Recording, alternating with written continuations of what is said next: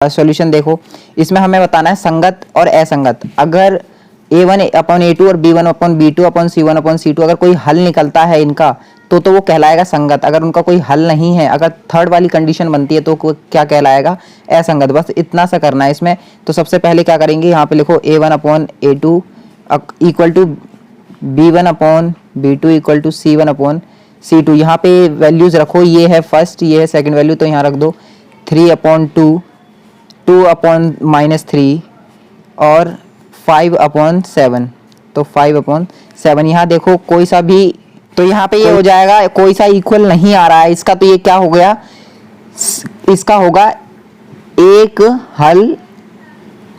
ही हल होगा, इसलिए ये क्या कहलाएगा, ये कहलाएगा संगत। बस इतना सा करना था, तो इसका आंसर यहीं पर ही खत्म हो जाएगा, यानी ये संगत है। अब दूसरा, इसका पार्ट दूसरा क्या है,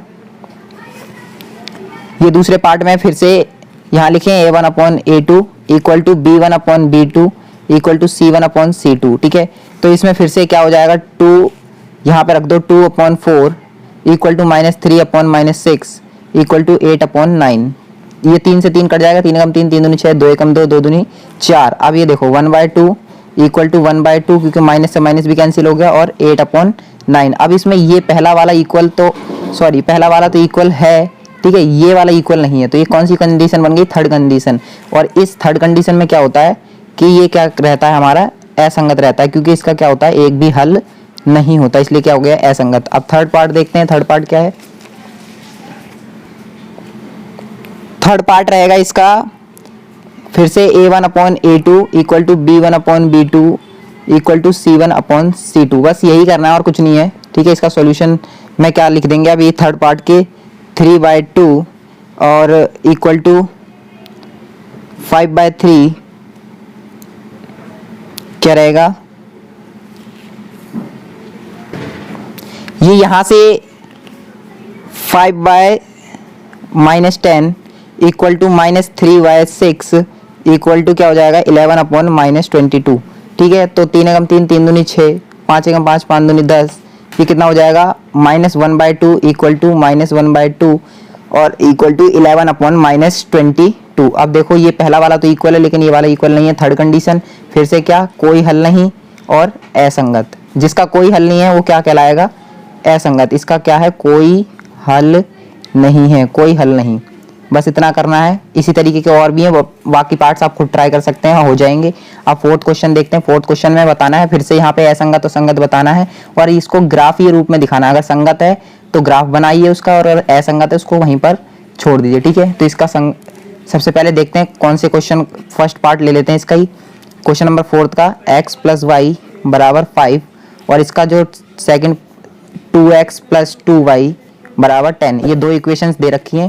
अब इसमें सबसे पहले करते हैं a1 सॉल्यूशन में a1/a2 equal to b1/b2 equal to c1/c2। अगर संगत हुआ तो इसका ग्राफ बनाना है, नहीं है तो छोड़ देना है। तो इधर की तरफ 1/2 इक्वल टू 1/2 इक्वल टू 5/10। ठीक है, तो कितना हो जाएगा, 5 कम 5, 5 दूनी 10। तो इधर देखो 1/2 इक्वल टू 1/2 इक्वल टू 1/2। ये कौन सी कंडीशन बनी, कंडीशन नंबर फर्स्ट है, यानी कि इसका क्या होगा, अद्वितीय हल, यानी कि सिर्फ क्या होगा, एक हल होगा। ठीक है, अद्वितीय हल, और क्या कहलाएगा, संगत। अगर ये संगत है तो अब क्या करना पड़ेगा, इसका ग्राफ बनाना पड़ेगा। ग्राफ बनाना मैंने सिखा रखा है, अगर आपने पहले वो वाली वीडियो नहीं देखा तो आई बटन पे आ रहा है और डिस्क्रिप्शन में भी है, वहां से आप ग्राफ बनाना देख सकते हैं। ठीक है, तो इस तरीके से आपको इन सारे क्वेश्चंस को ट्राई करना है। आप देखते हैं क्वेश्चन नंबर 5। क्वेश्चन नंबर 5 देखते हैं। ये बहुत इंपॉर्टेंट क्वेश्चन है, काफी इंपॉर्टेंट है, आता रहता है पेपर में। एक आयताकार बाग की लंबाई, यानी कि एक इस तरीके का आयताकार एक बाग है और उसकी लंबाई दे रखी है, यानी कि लंबाई कितनी दे रखी है, लंबाई कह रहा है 4 मीटर अधिक है किससे, चौड़ाई से। तो पहले हम क्या मान लेंगे, माना आयताकार बाग की चौड़ाई। ठीक है, तो आयताकार बाग की चौड़ाई मान ली कितनी हो गई, x मीटर। तो लंबाई कितनी हो जाएगी, लंबाई बोल रखा है, लंबाई चौड़ाई से लंबाई मान लेते हैं y। ठीक है, लंबाई हो गई y मीटर। तो लंबाई कितनी है, प्रश्नानुसार क्या कह रहा है, लंबाई कितनी दे रखी है, प्रश्नानुसार लंबाई, यानी जैसे प्रश्न कह रहा है कि चौड़ाई से कितनी अधिक है, 4 अधिक है। ठीक है, यानी चौड़ाई से 4 मीटर अधिक है। तो हम y इक्वल टू लिख देते हैं x + 4 हो गया, इसमें 4 जोड़ दिया, यानी लंबाई उसके बराबर हो गई। और उसका अर्ध परिमाप, इसका अर्ध परिमाप कितना दे रखा है, अर्ध परिमाप। अर्ध परिमाप आयत का फॉर्मूला पता है ना, क्या होता है परिमाप का, 2 गुणा लंबाई जमा चौड़ाई। तो इसका अर्ध परिमाप इक्वल टू कितना दे रखा है, यानी इसका दे रखा है 36। अर्ध परिमाप का मतलब है इसका बटे 2 कर दो, ठीक है, तो ये हो जाएगा, यानी कि इस 2 से ये 2 कट जाएगा, तो ये हो गया इतना 36, ठीक है। तो विमाएँ ज्ञात कीजिए, अब इसकी लंबाई और चौड़ाई बतानी है, ठीक है। तो यहाँ से इसकी वैल्यू रख देते हैं, हमें चौड़ाई तो पता ही है, यानी कि y इक्वल टू ये दे रखा है, ठीक है। तो अब यहाँ पे देख लेते हैं, तो हमने यहाँ पे लंबाई को क्या माना था, लंबाई को हमने y माना था, और चौड़ाई तो हमारी यहाँ से लंबाई कितनी निकल गई थी, x प्लस वाई, ठीक है, x प्लस 4। तो यहाँ लिख देते हैं यहाँ पे x प्लस 4, और चौड़ाई कितनी है हमारी, चौड़ाई दे रखी है, ये हो गई x सेंटीमीटर मानी थी ना, तो प्लस में x इक्वल टू कितना 36।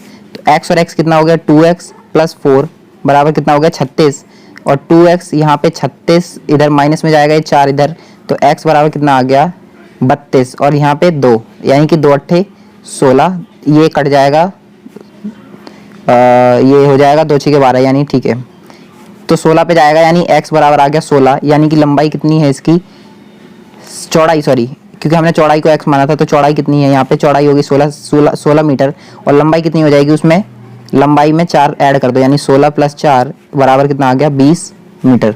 ये आंसर हो गया। If you like this video और this content, please hit the like button and share with your friends. Also don't forget to subscribe our channel.